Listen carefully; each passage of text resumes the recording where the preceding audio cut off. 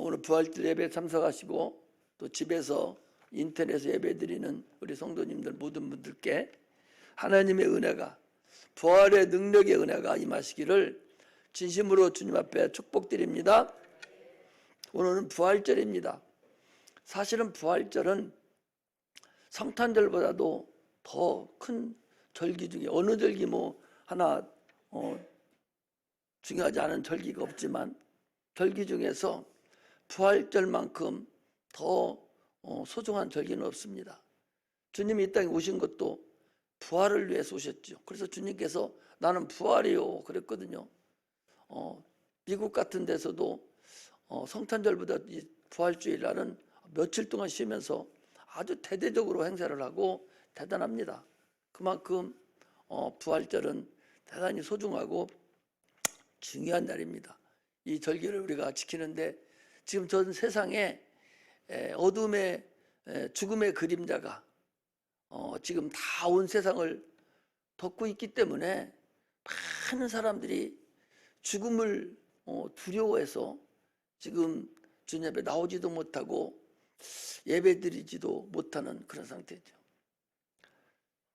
필리핀에 보니까 이런 마이크 시스템이 전혀 안 돼 있어서 목사님이 그 메신저, 그것도 하는 메신저, 그걸로 자기 메신저로 말씀을 전하면 그 메신저 그 스마트폰으로 각자가 집에서 그 조그마한 메신저 그걸로 이렇게 복음만 듣고 있다고 그래요. 그거 보면 우리 교회는 또 우리나라는 참으로 잘 사는 나라가 돼서 그래도 이렇게 예배를 드릴 수 있고 또 집에서 예배 드려도 큰 TV를 놓고 이렇게 드릴 수 있는 것이 참 복 중에 큰 복입니다. 우리나라 같이 좋은 나라가 없어요. 그러므로 우리가 참으로 이런 나라에서 하나님께 영광 돌리고 사는 것을 감사할 줄 아는 그런 은혜가 임하기를 바랍니다.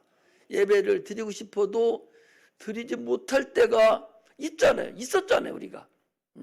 이보다 더 어려울 때가 분명히 있다는 것을 아셔야 됩니다. 그럴 때를 위해서 우리가 열심히 신앙생활을 하는 그런 은혜가 임하기를 바랍니다. 항상 오늘이 마지막 예배다 라고 생각하고 최선을 다해서 예배를 드리는 거예요. 우리 성도 중에서 어떤 분이 오늘 수요 예배를 드렸어요. 그리고 그날 저녁에 병원에 입원하고 영영 교회 못 오고 소천하신 분이 있어요. 그분은 그 수요 예배가 마지막 예배인 거예요. 그러니까 자기가 죽을 거 예선에서 그 마지막 예배를 했다면 얼마나 주님 앞에 자기 영혼을 주님께 부탁을 드리고 얼마나 간절함으로 예배를 드렸겠어요. 우리는 항상 예배가 마지막 예배다라는 그런 생각으로 열심히 참으로 사모하는 마음으로 예배를 드리는 그런 자들이 되시기를 주의 이름으로 축복합니다. 오늘 본문은 예수의 부활이다 라고 그랬습니다. 예수의 부활, 참으로 부활이라는 것이 과연 있을까? 당시에도 그랬었고 오늘날에도 이 부활 때문에 많은 분들이 예수를 믿지 못하고 믿어도 형식적으로 또는 의식적으로 종교적으로 관념적으로 믿지 실존하시는 그런 실존으로 실상으로 믿지를 못하는 것이 대부분 사람들입니다. 그러나 우리가 믿는 이 믿음이 관념적이고 실상적이지 않다면 우리는 헛믿음하는 거예요. 괜시리 이 지금 고한 코로나 위험이 있는 이 상태에서 괜시리 지금 와서 앉아 있는 거예요. 확실한 믿음 안에서 항상 예배드리기를 주의 이름으로 축복합니다. 하나님은 전능하신 분이시죠. 하나님이 전능하다는 것이 전제가 되지 않으면 이 부활은 있을 수도 없고 우리의 믿음도 헛거지요. 태초에 하나님이 천지를 창조하시니라고 하는 창세기 1장 1절의 말씀이 그게 믿어지지 않으면 믿음은 헛거예요. 그게 안 믿어지는데 다른 걸 어떻게 행할 수가 있겠습니까? 태초에 하나님이 천지를 창조했다는 그 말씀이 딱 와닿아져야 되고 그 말씀이 믿어져야 부활도 믿어지는 것이고 우리의 모든 것들이 삶이 나타나는 것이지 부활이 믿어지지 않는 사람은 태초에 하나님이 천지를 창조했다는 창세기 1장 1절 말씀도 믿어지지 않는 거예요. 그게 믿어져야 돼. 어떻게 믿어지냐? 전능하신 하나님이기 때문에 능히 그 일이 가능하다라는 것을 우리가 아셔야 됩니다. 하나님 아들 예수는 하나님이시며 그분은 사람으로 이 땅에 오신 분이죠. 이게 가능하나 그 소리. 아니 신인데 신의 조건은요 눈에 보이지 않는 게 신이에요. 그리고 시공간을 초월할 수 있는 게 신인 거예요. 눈에 보인다면 신이 아니지요. 신일 수가 없지요. 그런데 하나님은 신이신데 신이 육신으로 세상으로 신이시고 사람이다, 눈으로 보는 분이다 라고 하니까 믿어지지를 않는 거죠. 마태복음 12장 46절 50절에 보니까 누가 내 형제요 자매요 모친이냐, 하나님의 뜻대로 행하는 자가 형제요 자매요 모친이다 라고 그랬어요. 형제 자매 모친이라는 것은 혈육을 얘기하잖아요. 그런데 주님은 다른 한편으로 봤을 때는 형제 자매 혈육에 의한 나는 형제가 아니라는 거죠. 혈연으로 나지 않는 사람이란 혈연으로 난 나지 않았다, 그런 의미로도 우리 한편으로는 볼 수가 있는 것이죠. 우리와 하나님이 맺어지는 말씀은 혈연에 의해서 맺혀지지 아니하고 오직 영적으로 맺어진 참으로 신비한 관계라는 사실을 아셔야 되죠. 우리 금요일 날도 그랬잖아요. 예수님과 우리의 관계는, 하나님과 우리의 관계는 어찌됐든 예수 그리스도를 통해서 참으로 신비한 관계다. 그 관계로 인해서 우리가 하나님의 자녀가 되었고 신의 소생이 되었다라고. 우리 시세송의 소생이 뭐예요? 신의 자녀가 됐다는 거죠. 더 한 발 더 나가서 요한복음에는 보면 우리를 신이라 하였거든 그랬어요. 하나님 말씀을 받은 자들을 신이라 하였거든 그랬거든. 하나님 말씀 예수 그리스도로 인해서 우리는 신이다, 신의 소생이다. 그래서 여러분들 신들린 사람들이요, 신들린 사람, 할렐루야, 저 무당은요 귀신 신들린 사람이고 우리는 하나님의 신들린 성령의 역사가 있는 그런 신들린 사람들이에요. 할렐루야. 그게 얼마나 대단한 거야. 그런데 그렇게 빌빌거리면 되겠어요? 하찮은 것에 의해서 주를 팔아먹어서는 안 된다는 것을 우리가 아셔야 됩니다. 할렐루야. 이처럼 세상 사람들은 왜 예수를 믿지 못하냐? 인간의 이성으로는 너무 허무맹랑하잖아요. 아니 사람이 어떻게 처녀에게서 나올 수 있는가? 이게 불가능하잖아요. 신학자들도 그렇게 얘기합니다. 차라리 예수님이 사생활하면 차라리 믿고 내가 따르겠다, 이렇게 관념적으로 믿으려고 하고 믿지 않으려고 작정을 한 자들이 많이 있다는 사실을 아셔야 됩니다. 말이 안 되잖아요. 이거 성령으로만 가능한 거예요. 자, 보셔봐요. 지금 유리창이 이렇게 딱 전화 박스 같이 딱 돼 있어요. 그 안에 들어가 있습니다. 밖에서 막 바람이 싹 부딪히고 있어요. 그 유리창 안에, 그 박스 안에 들어온 사람은 밖에 날씨가 춥고 바람이 부는 것을 전혀 못 느낍니다.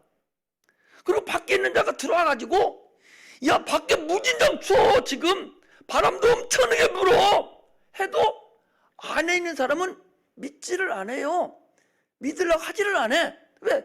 자기가 체험을 안 해봤기 때문에. 마찬가지로 성령을 체험해보지 않은 자는 아무리 죽은 자가 살아났다 할지라도 믿으려고 하지를 않는 거예요. 그래서 우리는 성령으로 체험하지 않으면 불가능하다. 주님께서도 요한복음 3장에 그랬어요. 바람이 임으로 불매 어디서 오며 어디로 가는지 알지 못하나니 성령으로 난 사람은 이러하니라 그랬거든요. 오늘날 우리가 성령이 아니고는 하나님 말씀 이해가 안 됩니다. 이성적으로 알고 그 성령으로 우리가 깨달음을 받아야 되지, 그렇지 않으면 불가능한 상태를 아셔야 됩니다. 하나님의 전능하신 분이라면 아니 처녀에 들어가서 한이 나올 수 없어요? 천지만물을 창조하신 분이라면 무엇은 못하겠어요? 아니 사람을 흙으로 만든다는 것이 하나님의 전능하신 분이라면 능히 흙으로 사람을 만들 수가 있고, 그 아담의 갈비뼈를 빼서 여자를 만들 수도 있어요. 또 그 속에다가 하늘의 영을 만들어서 거기다 부어서 영적 존재도 만들 수 있어요. 그럴 수 없겠어요? 하나님 전능하신 분인데, 능치 못하는 분이 없는데, 어떤 것이 다 할 수 있는 분인데 그것이 불가능하냐? 자기 입장에서만 생각한다 항상 얘기하잖아요. 자기 입장에서 하나님을 생각하기 때문에 전능하신 하나님을 못 보는 거죠. 그 내가 예를 들었잖아요. 큰 개하고 작은 개가 서로 싸우면 조그마한 것이 한 주먹거리도 안 되는 것이 큰 개를 보고 막 앙앙거리고 덤벼요. 왜? 지 눈에는 저도 그렇게 큰 줄 아는 거야. 지 눈에 보이는 큰 개가 저도 그렇게 큰 줄 아는 거야, 자기를. 또 큰 것은 작은 것이 앙앙거리고 덤비면 도망가요. 왜? 저도 이렇게 조그마한 건 줄 알고. 이게 제 눈의 안경이요. 오늘날 인간들이 생각할 때, 하나님을 생각할 때 자기 입장에서만 생각하는 거예요. 그러니 자기가 그렇게 못하니까 하나님도 그렇게 못할 것으로 여기고 신앙생활을 하기 때문에 그렇다는 거예요. 그래서 요한복음 17장 3절에 보니까 영생은 유일하신 참 하나님과 그가 보내신 자 곧 예수 그리스도를 아는 거라고 그랬어요. 말씀을 알아야 돼요. 하나님을 아셔야 됩니다. 깨달아야 돼요. 설득당해야 됩니다. 금요일날 그랬습니다. 설득당하려고 해야 돼. 말씀에 내가 설득당하려고 딱 받아들이려고 깨달으려고 설득당하려고 해야지, 설득당하려고 하지 아니하고 자꾸 으딱 놓고 앉아있으면 어떤 말씀도 깨달아지지도 않고 들려지지도 않는 거예요. 설득당해야 돼. 하나님 말씀에 설득당해야 돼. 목사가 뭐냐? 하나님 말씀을 지금 설득하는 거예요. 내가 여러분, 하나님은 전능하신 분이라는 것을 이 모양 저 모양으로 개 얘기를 들으면서 설득을 하는 거예요. 하나님이 그렇게 전능하신 분인데, 천지를 만물을 창조할 수 있는 분인데 네 입장으로, 네가 천지를 만물을 창조하지 못하니까 네 입장으로만 생각해서 하나님 할 수 없다라고 생각을 한다, 그런 말씀입니다. 하나님 말씀을 들으려고 하지 않아요. 이적은 보면서 자꾸 그 역사하는 것을 자기가 알아요. 안전병이 일어나고 병든 자가 고침을 받고 귀신이 떠나가고 소경이 눈을 뜨고 하는 걸 보고 이적은 깨닫는데, 그분이 하신 말씀은 깨달으려고 하지를 않아요. 그분이 하신 말씀은 들으려고 하지 않아요.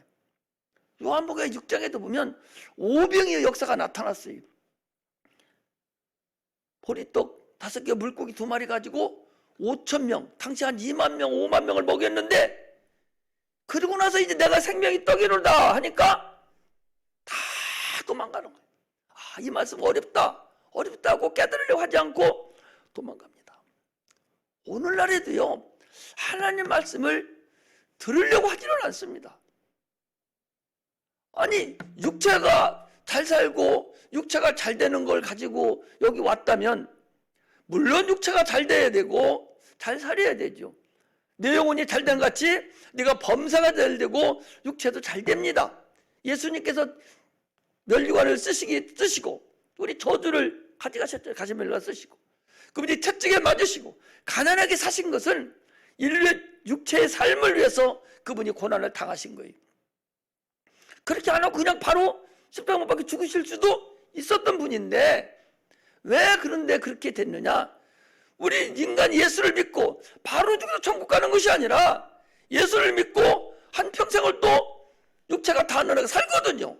그 사는 기간 동안에 신앙생활을 해야 되기 때문에 그 육체가 잘 살게 하려고 능히 주님께서 그런 일을 당하셨어요. 그럼에도 불구하고 그보다 더 먼저 행할 일은 주님이 죽으신 근본 원인은 우리 영혼이 구원받게 하려고, 영원히 지옥 가서 거기 가서 허부적거려야 되니까 그 일을 해결하시려고 그분이 십자가 못 박혀 죽으셨어요. 그러면서 말씀하시기를 나는 부활이요 생명이다. 내가 부활이다. 그 소리. 그래 너희들도 나에게 붙어있기만 하면 너도 부활할 수 있다. 주님이 그 말씀하시는 거거든요. 나는 생명이다. 나에게 붙어있기만 하면 내 생명을 너희들이 나눠 가질 수 있다. 네가 이 말을 믿느냐? 라고 주님 말씀하시는 거예요. 내 피를 받아 먹어라. 내 살을 받아 먹어라. 내 피는 참된 음료고 내 살은 참된 양식이다. 이걸 받아 먹어야 너희가 영생을 얻는다. 이렇게 하는 말씀은 알아들으려고 하지를 않아요. 이건 그냥 건석으로 여기고 육체적인 것만 가지고 막 난리를 치는 거예요. 내가 참된 떡이다. 뭐 이렇게 얘기해도 하나님 말씀은 들으려고 하지 않습니다. 관심 갖지 않아요. 오로지 육체적으로 어떻게 잘 사는 거, 육체가 해결하는 것만 난리치지 영적인 근본은 저버리고 있는 그런 삶을 살고 있습니다. 부활이 없다면 아무 없는, 우리 보통 얘기하는 안고 없는 찐빵이라고 그러는데 안고 없어도 맛있더만은 요즘 그래서 이렇게 맛있게 찐빵으로 먹는 일은 몰라도 속이 있어야 되는데 속 없는 알맹이 없는 껍데기만 예수를 믿는 그런 자가 돼서는 안 됩니다. 그래서 고린도전서 15장을 찾아보겠습니다. 고린도전서 15장 거기 표시를 해놓고 쭉 넘기셔서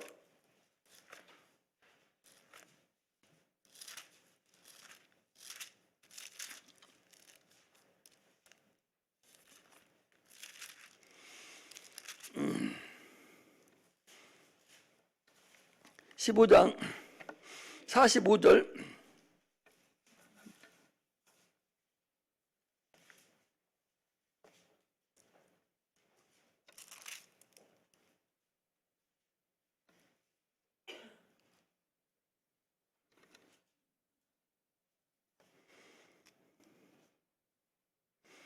고린도전서 15장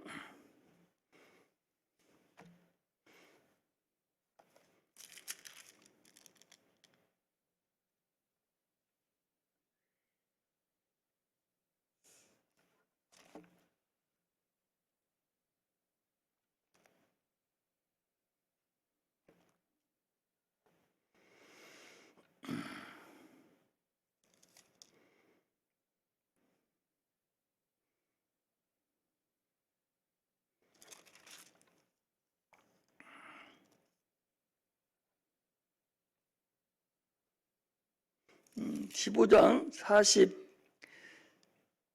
48절 보겠습니다.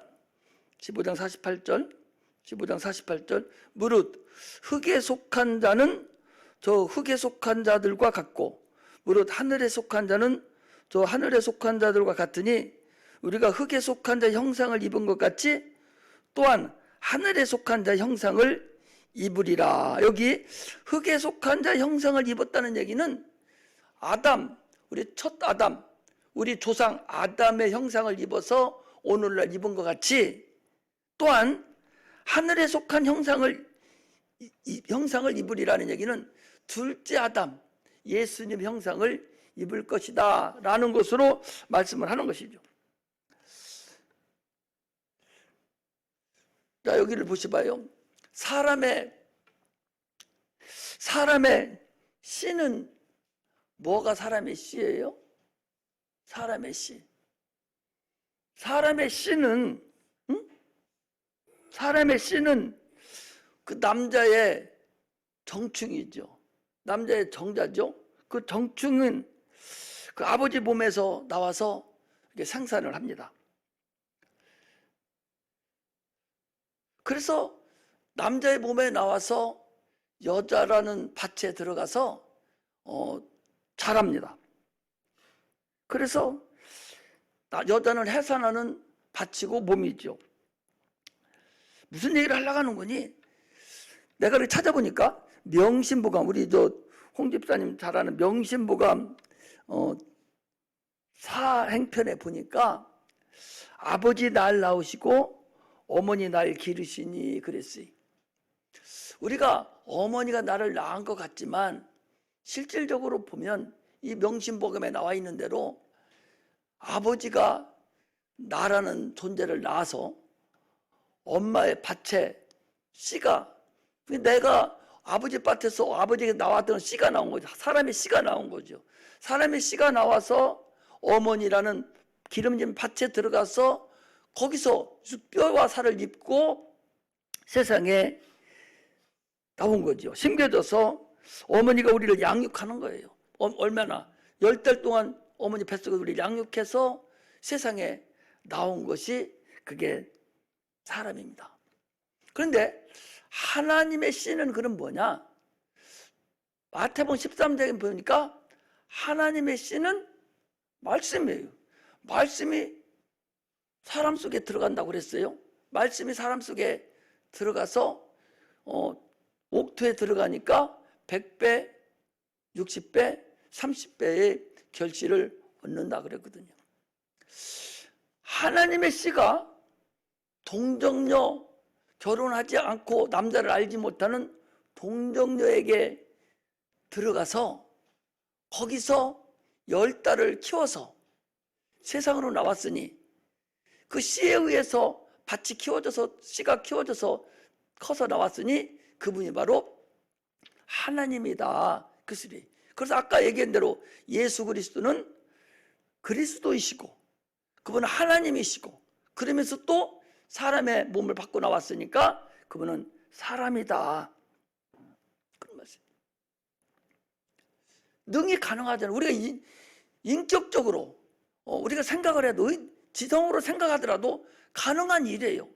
그렇지 않겠어요? 그럼 우리가 멀쩡한 지금 예수를 믿으면서 성령을 선물로 받아요. 성령이 하나님입니다. 성령 실존입니다. 눈에 보이지 않는 실존이 우리 속에 들어왔어요.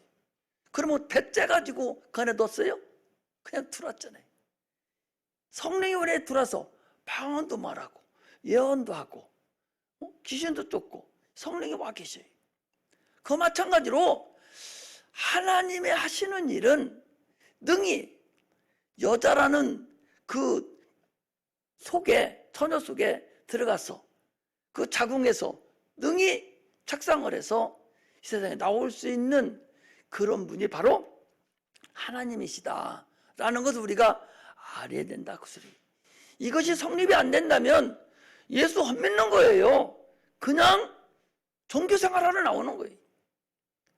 또 차에 걸쳐서 말씀을 드리는 거예요. 그래서 사람은 육체와 혼과 영으로 되어 있다 라는 것을 계속적으로 예수 믿는 자들에게 계속 알려주는 거예요. 이것이 깨달아지지 않고 이것이 나에게 와 닿지 않으면 참으로 우리가 무엇으로 부활이 이루어지겠어요? 어떤 목사님은 돌아가셨어요. 돌아가시기 전에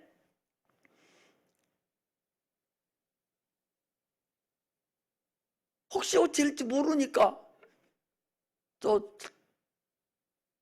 화장터로 가지 말고 나를 저 공동묘지에 묻어달라고. 그게 뭔 소리요?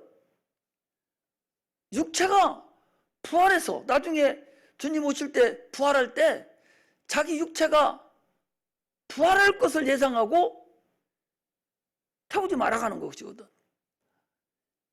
아니 부활하는데 여러분 육체가 부활하는 것 같습니까? 그래 내가 얘기해드리잖아요. 육체가 부활하는 것이 아니에요. 예수님의 육체는 말씀이 육신으로 해서 오신 분이기 때문에 그분은 그 육체가 영이셔요. 그렇기 때문에 그 육체가 부활을 그대로 하셔서 창자국도 있었고 발에 손에 못자국도 그대로 다 있는 상태입니다. 우리가 나중에 부활해서 가보면 주님은 아마 여전히 그렇게 계실 거예요. 그러나 우리 부활은 이 육체, 현재 가지고 있는 육체, 이것이 부활하는 것이 아니라 이것은 흙으로 가버려요. 이건 먼지로 가버리고 말아버리는 거예요. 우리 보이지 않는 우리 속에 영이 있어요. 하늘에서 부어주신 그 영이 있는데 그 영이 신령한 육체로 호련히 부활한다, 그런 말씀입니다. 그래서 내가 여러분들에게 설명할 때 하늘에서 영을 줄 때에 영을 주는데 이것을 신령한 육체다, 이건 보이지 않는 사람이다 라고 왜 강조하냐? 부활 때에 그 육체로 되기 때문에 내가 이건 보이지 않는 육체다 라고 계속 얘기하는 거예요. 영은 보이지 않는 육체입니다. 우리가 부활 때에 부활해야 될 육체예요. 그래서 우리가 지금 말씀을 상고하고 기도를 하고 막 하는 것은 나는 그렇게 생각해. 신령한 빛나는 육체로 변화되는데 영이 튼튼하고 신령한 능력 있는 그 영이 부활하는 거하고 시리멍텅하는 육체가 그 영이 부활하는 거하고는 다를 거 아니냐 말이죠. 그래서 많은 분들이 주님 보고 왔다 하면서도 신령한 육체로 막 빛이 나는 육체가 있다라고 그렇게 하지 않습니까? 그만큼 우리 육체는 신령한 육체로 변하는데 뭐가 변하냐? 우리의 영이 신령한 육체로 변합니다. 예수님께서, 하나님께서 우리를 영을 불어넣어주는 순간에 우리 혼은 영원한 혼이 된 거예요. 왜? 그 혼은 영이 부활할 때 같이 나올 거기 때문에 신령한 육체가 된다는 사실을 아셔야 됩니다. 우리가 살고 있는 이 현재 이 육체는 앞으로 부활할 몸에 대한 그림자입니다. 부활 때에 현재 여러분들이 우리가 살고 있는 이 육체대로 부활하는 거예요. 아무것도 없는 그냥 보이지도 않는 상태로 무슨 뭐 영이 부활해서 보이지도 않는 상태로 막 돌아다니는 것이 아니라 우리가 지금 먹고 살고 하듯이 그 상태 그대로 우리 영이 부활한다라고 성경은 분명하게 지금 얘기하고 있어요. 안 보이는 상태로 부활하는 게 아니야. 보이는 상태로 부활해서 인격을 그대로 가지고 현재 여러분들 내가 가지고 있는 그 인격, 혼이 그대로 살아서 아픔과 슬픔과 다 가지고 그대로 부활한다는 사실을 아셔야 됩니다. 그럼 예수님의 육체는 뭐냐? 자, 오늘 그 본문 한번 보겠습니다. 고린도전서 24장, 아니 누가복음 24장.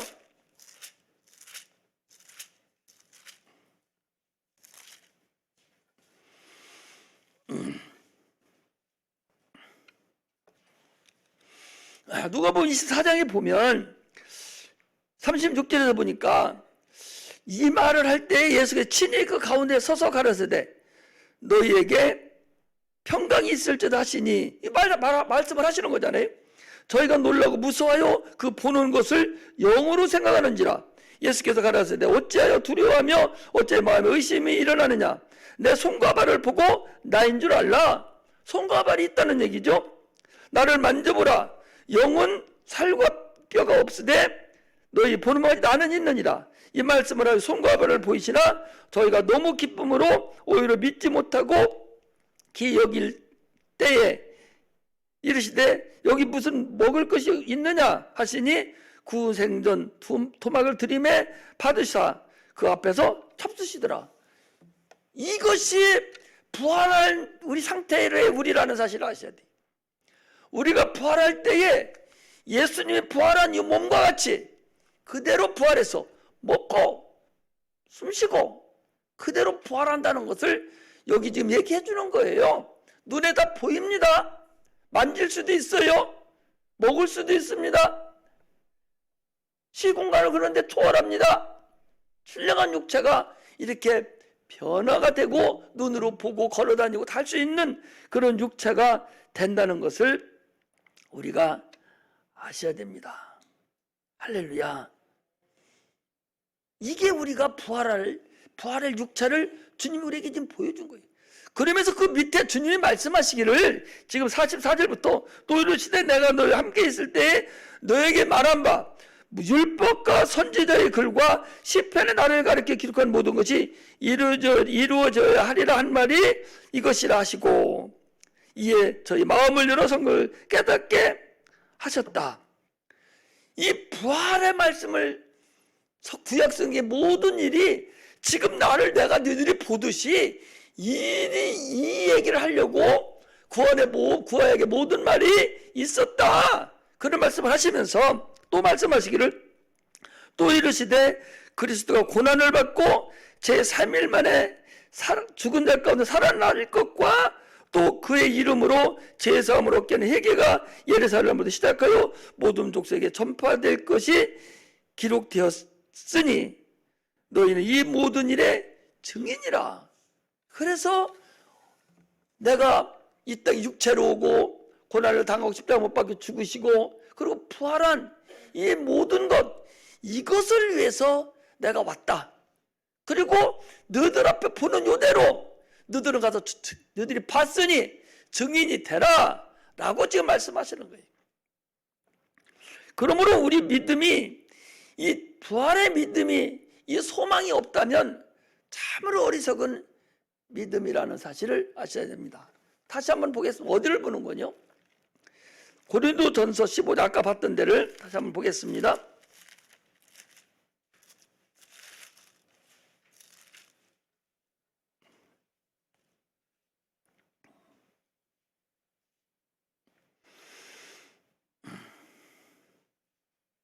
자, 어디를 보는 거냐?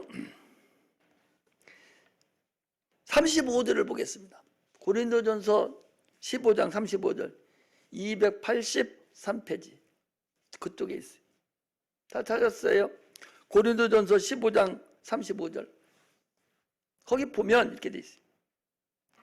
누가 묻기를 죽은 자들이 어떻게 다시 살며 어떤 몸으로 오르냐 하리니 어리석은 자여 그랬어요. 딴 사람들, 세상 사람들이 그런다는 거예요. 아니 죽은 사람이 어떻게 사냐는 얘기. 산을 본 사람 한 사람도 없어요. 어떻게 사냐?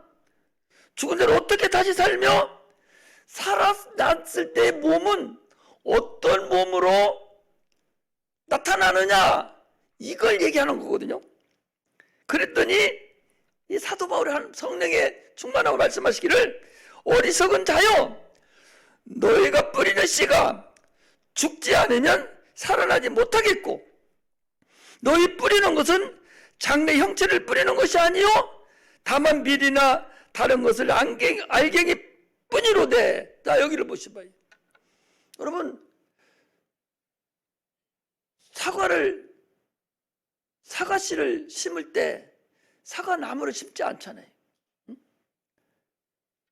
사과를 씨에서 쓸 때 사과나무를 심지 않고 사과 알갱이 그 씨 새카만한 거 그거 하나를 심잖아요. 그 속에 사과의 전체가 다 들어있다는 거예요.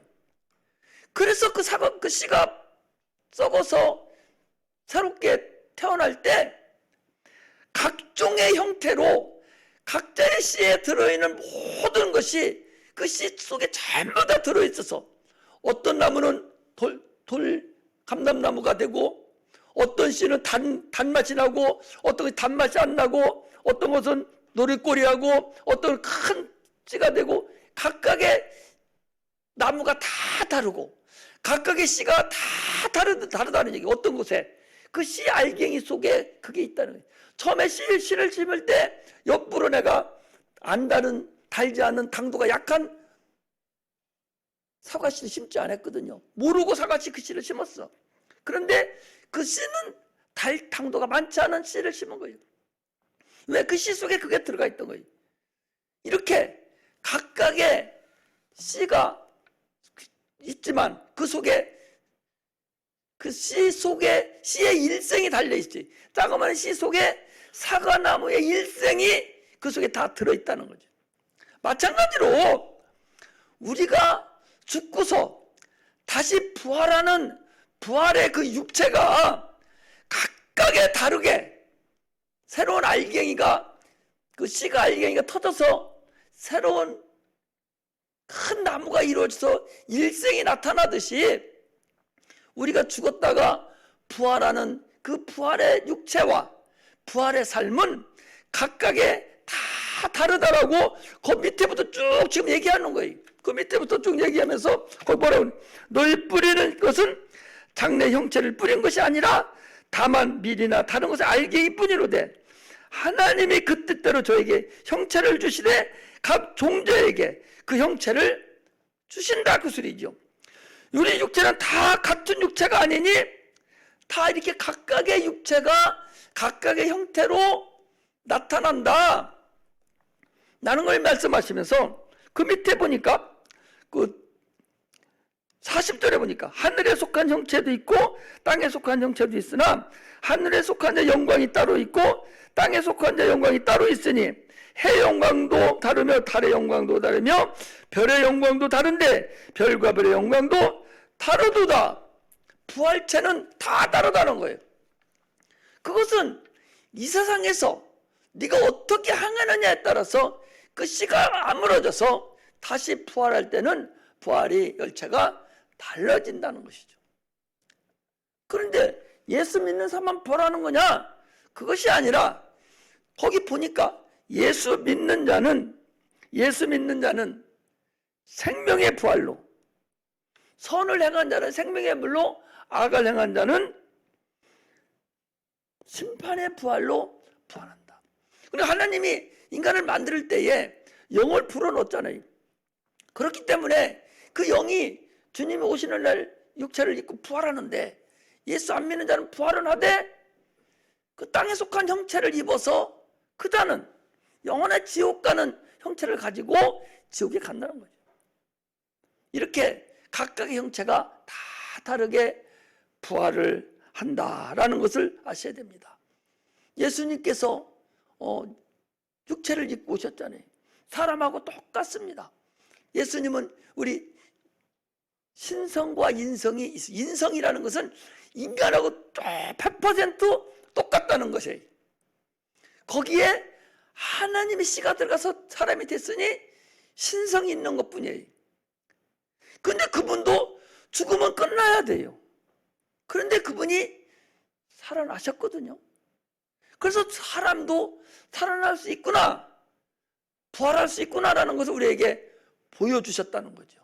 그래서 그분이 부활하셨으니 그에게 속한 자는 누구든지 동일하게 부활한다는 거죠. 그래서 하늘에서 내려온 자 위에는 하늘에 올라간 자가 없느니라 그랬으니 누구든지 예수에 속한 자는 예수가 첫 열매가 됐으니 죽은 자의 첫 열매가 됐으니 우리는 그에 속한 다음 차례,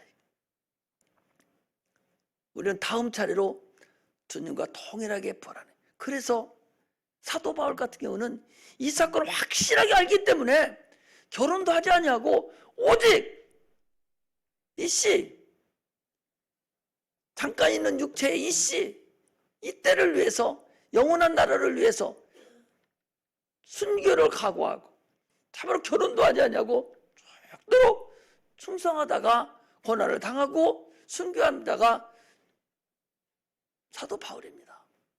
그 후에 많은 사람들이 우리가 히브리서 11장에 봐도 얼마나 많은 사람들이 감히 세상에 감당하지 못할 자들이 많은 새 톱으로 켜서 죽임도 당하고, 우리 지난번에 봤잖아요. 이 가톨릭에서 우리 기독교를 핍박을 할 때 앞으로 그런 핍박이 있을지도 모르지. 뾰족한 그 탑 위에다가 사람을 거기다가 학문을 거기다 놓고 서서히 무게에 의해서 죽도록, 너 예수 믿는다 하지 마, 그러면 꺼내줄게 하는데도 그냥 죽어버리고. 이게 부활을 본 자들이 순교를 각오하고 사는 삶이라는 사실을 여러분 아셔야 됩니다. 그런데 오늘날 별거 아닌 거 가지고, 세상 사는 그걸 가지고 내 영혼을 저버리고 내 부활을 저버리고 영원히 지옥 갈 그 육체가 돼서 마귀와 그 종들이, 그 하수인들이 들어갈 풀무대 가서 영원히 죽지 않는 그 삶을 택하는 것이 얼마나 어리석냐. 할렐루야. 하나님이요, 우리에게 영을 불어넣고 난 그 이후부터는 우리는 믿는 자와 믿지 않는 자가 확실하게 구분이 돼서 갈 길이 달라지고 있다는 사실을 아셔야 됩니다. 그때부터는 영원히 죽지 않는 자가 된다는 사실을 알아야 돼요. 지금 육체가 끝나면 에이 하고 자살하고 말아버리는 자가 있지만 그게 끝이 아니야. 그게 시작이에요. 육체가 끝나는 날이 시작의 날이라는 사실을 아셔야 돼요. 그러므로 똑같이 아까 얘기한 대로 우리 부활한 자가 부활해서 똑같이 먹고 마시고 똑같이 지금 현재 사는 것 같이 부활이 됐는데, 그 부활체가 돼서 저 불못에 들어가서 살아있는 그 상태로 죽지 않고 구더기도 죽지 않는다고 그랬으니 그곳에 가서 영원토록 형벌을 받는 그런 삶이 있다는 거지요. 그곳에 가지 않으려고 신앙생활을 행하는 것이고, 가지 않으려고, 가지 못하게 하려고 부모들을 전도하고 형제를 전도하고 자녀를 전도하고 큰 난리를 치는 것이 바로 그곳에 가지 않게 하려고. 그들이 모르고 저기 가니, 그것을 안다면 저들이 감히 저렇게 하겠어요? 그러니 우리의 삶이 참으로 부활을 소망하고 살아가는 그런 은혜가 임하시기를 주의 이름으로 축복합니다. 성도 여러분, 부활은 반드시 있고 우리가 육체가 끝나는 것이 아니라 다음 세계가 분명히 있다는 것이고, 참 자유함을 가지고 믿음을 가지고 살으시기를 주의 이름으로 축복합니다. 하나님 말씀이 깨달아지기를 주의 이름으로 축복합니다. 기도하겠습니다.